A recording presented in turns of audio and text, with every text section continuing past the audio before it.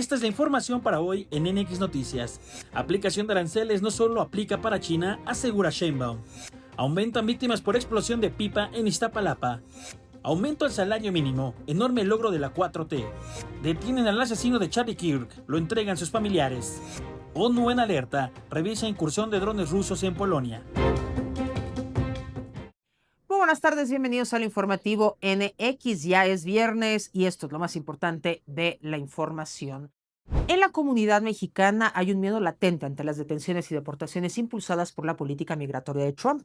En algunos estados de la Unión Americana, comunidades latinas han suspendido las celebraciones del próximo 16 de septiembre. En Chicago se suspendieron oficialmente los eventos vinculados al Día de la Independencia Mexicana, aunque sí se realizó una actividad el fin de semana anterior, las demás van a ser pospuestas o no se llevarán a cabo. Con relación a las redadas migratorias, la presidenta Claudia Sheinbaum exhortó a los mexicanos que viven en Estados Unidos a tomar precauciones durante las fiestas patrias. Mencionó que no ha tenido respuesta de las autoridades del país vecino respecto a las celebraciones en los consulados. Eunice Cruz tiene la información. Kim, te saludo con gusto y a toda la audiencia. Así es, la presidenta Claudia Sheinbaum exhortó a los mexicanos que viven en Estados Unidos a tener precaución durante las celebraciones del 15 y 16 de septiembre. En la conferencia del pueblo detalló que cada año se conmemora esta fecha en todos los consulados del mundo, incluyendo Estados Unidos. Sin embargo, resaltó que la situación actual en el país vecino es complicada, por lo que la Cancillería sugirió que se tomen las medidas de seguridad necesarias ante las redadas. Sheinbaum dijo que aún no se decide si se llevará a cabo o no el grito, pues mencionó que se intentó mantener diálogo con las autoridades de Estados Unidos para hacerles saber acerca de la celebración, pero no han obtenido respuesta. Recordemos que la última redada ocurrió el pasado 4 de septiembre en Georgia, donde se detuvieron alrededor de 475 personas, de las cuales 23 eran mexicanos. Asimismo, la presidenta recordó que el lunes 15 y martes 16 no habrá conferencia matutina debido a las fiestas patrias. Volvemos con ustedes. Y la aplicación de aranceles a los países con los que no se tienen acuerdos comerciales no es una medida contra un país en particular, en este caso China, así lo aclaró la presidenta Sheinbaum.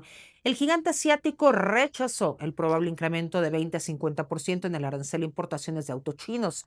La medida, reiteró la mandataria, busca fortalecer la economía nacional.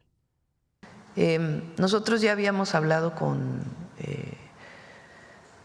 el gobierno de China hace algunos meses, fue una comisión allá, y aquí con el embajador, que hace poco le dimos sus cartas credenciales, también se habían tenido pláticas, y la próxima semana va a haber pláticas con ellos en particular.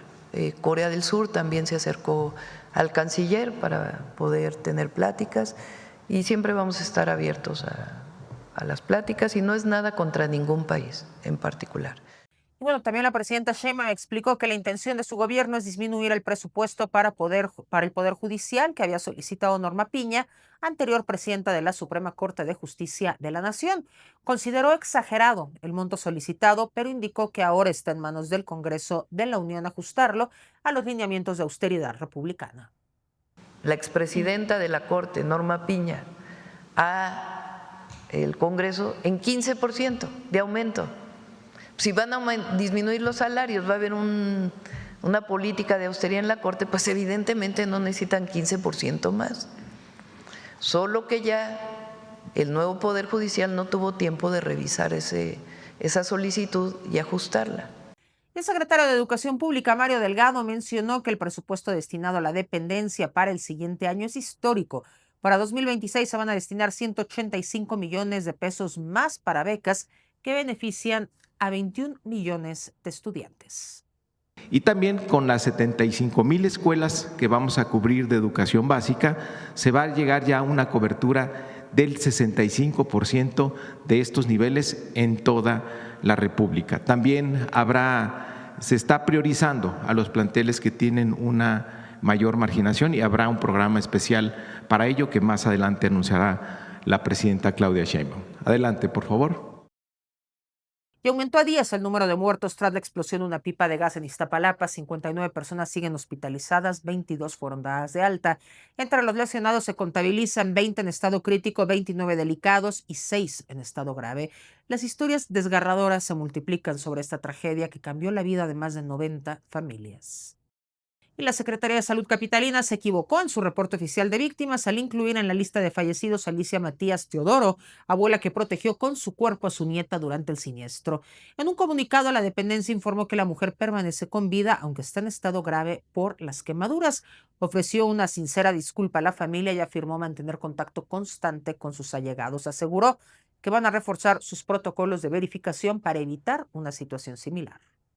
Y de la Facultad de Estudios Superiores de la UNAM, el campus Cuautitlán confirmó el fallecimiento de Ana Daniela Barragán Ramírez, alumna de Ingeniería en Alimentos. La universidad expresó sus condolencias, se unió al dolor de su familia y seres queridos. Una fuga de gas en un ducto de Petróleos Mexicanos encendió las alertas en una zona boscosa de Tlaxcala. Los pobladores de las comunidades de Tepuente y San Felipe fueron desalojados por cercanía al ducto sin reportarse lesionados. Elementos de seguridad local, Guardia Nacional y personal de Pemex trabajaron en la zona para contener el riesgo. Y la secretaria de Gobernación, Rosicela Rodríguez, tomó protesta a Marta Lidia Pérez Gumencindo como titular de la Comisión Nacional de Búsqueda. La instruyó a trabajar sin descanso con las familias de las víctimas hasta encontrar a sus seres queridos. Entre las actividades que tendrá la abogada veracruzana están las relacionadas con el mejoramiento del Registro Nacional de Personas Desaparecidas y No Localizadas, además el fortalecimiento de las acciones de búsqueda, la convocatoria al reciente electo Consejo Nacional Ciudadano y una sesión del Sistema Nacional de Búsqueda. Vamos con las breves nacionales. Cuando acudieron a recuperar el cuerpo de un niño de 8 meses que falleció en el Hospital General de Tijuana, Baja California, y que presentaba huellas de maltrato, los agentes de la Fiscalía General del Estado advirtieron que en la funeraria tenían 8 cuerpos almacenados que no contaban con reporte del Ministerio Público. La funeraria quedó bajo resguardo y los cuerpos llevados al servicio médico forense. Campesinos de Tlaxcala, Hidalgo y Estado de México cerraron durante la noche ambos sentidos de la autopista Arco Norte a la altura de la caseta de Calpulapán, causando un colapso que afectó sobre todo a vehículos de carga. Los manifestantes exigen el pago de las indemnizaciones por tierras expropiadas durante el sexenio de Felipe Calderón para construir la autopista. En la Ciudad de México, un sujeto se hizo pasar por el padre de una joven de 22 años que falleció en la explosión de la pipa de gas LP en Iztapalapa y se dispuso a pedir cooperación monetaria fuera del Hospital de Ortopedia Magdalena de las Salinas, donde se encuentran internados varios lesionados. Cuando se le preguntó el nombre de la víctima, optó por retirarse del lugar. Ya fue identificado por operar de ese modo en varios hospitales.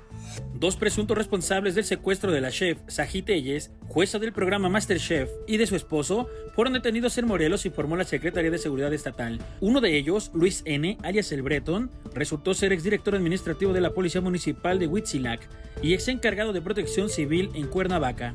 La delegación Venustiano Carranza anunció que el grupo de rock Caifanes ofrecerá un concierto en la explanada principal de la alcaldía como parte de los festejos por el grito de independencia la noche del 15 de septiembre. Hay que recordar que en 1995 Caifanes se presentó en esta misma alcaldía, donde se suscitó una gresca que terminó con patrullas quemadas y vandalismo. Y el FBI confirmó la captura del asesino de Charlie Kirk. Se trata de Tyler Robinson, de 22 años, quien se entregó a la policía tras la intervención de su propio padre, luego de que el FBI difundiera fotografías y un video para identificarlo. El caso había generado una amplia búsqueda con una recompensa de $100,000 y 2 detenciones fallidas. La Fiscalía de Estados Unidos descartó solicitar la pena de muerte contra Miguel Ángel y Omar Treviño Morales, conocidos como el Z40 y Z42, ex líderes del cártel de los Zetas. La decisión fue comunicada en una carta enviada al juez federal Trevor, fechada el 12 de septiembre y avalada por la fiscal general Pam Bondi. Los hermanos Treviño enfrentan cargos de narcotráfico, crimen organizado, posesión de armas de fuego y lavado de dinero. Y un agente del Servicio de Inmigración y Control de Aduanas disparó y mató a un inmigrante en Chicago, esto después de que éste lo arrastrara con su vehículo al intentar huir de un control de tráfico. El hombre se negó a acatar las órdenes, embistió a los agentes y arrastró a uno de ellos, quien, temiendo por su vida, abrió fuego. Las autoridades lo identificaron como un extranjero ilegal criminal con antecedentes de conducción temeraria. Y Donald Trump desplegó tropas de la Guardia Nacional en Memphis, en Tennessee, como parte de su estrategia para frenar lo que calificó como un creciente crimen en las calles. El mandatario aseguró que también podría involucrar al ejército, pero no especificó la fecha ni el alcance del operativo, pero su anuncio se produce tras el despliegue de cerca de 2,000 efectivos en Washington, D.C. Y tras la incursión de drones rusos en territorio de Polonia, varias naciones ya anunciaron medidas para reforzar la defensa del espacio aéreo polaco, en víspera de una reunión de urgencia del Consejo de Seguridad de la ONU. Una veintena de drones cruzaron por la frontera de Polonia con Ucrania y Bielorrusia, lo cual fue denunciado por Varsovia, además de pedir refuerzos militares de la Unión Europea y de la OTAN. Y suman 48 los heridos por la explosión de una fábrica de fuegos artificiales en Zulia, Venezuela. 46 se encuentran en sus hogares bajo tratamiento y seguimiento médico. No se precisó el estado de las otras 2 personas. Un equipo del Ministerio Público va a investigar las causas del siniestro y va a coordinar la fase de recuperación. Y al menos 23 personas murieron en Bali y en otras islas cercanas de Indonesia debido a fuertes inundaciones. 5 continúan desaparecidas, equipos de rescate limpian los escombros y evacúan a residentes atrapados, usando lanchas para distribuir ayuda.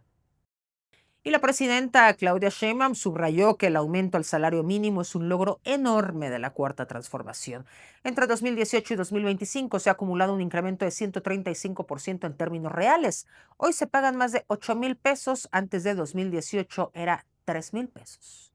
Aumentar el salario mínimo tiene un efecto redistributivo. Primero porque no solo aumenta el salario mínimo, sino los otros salarios.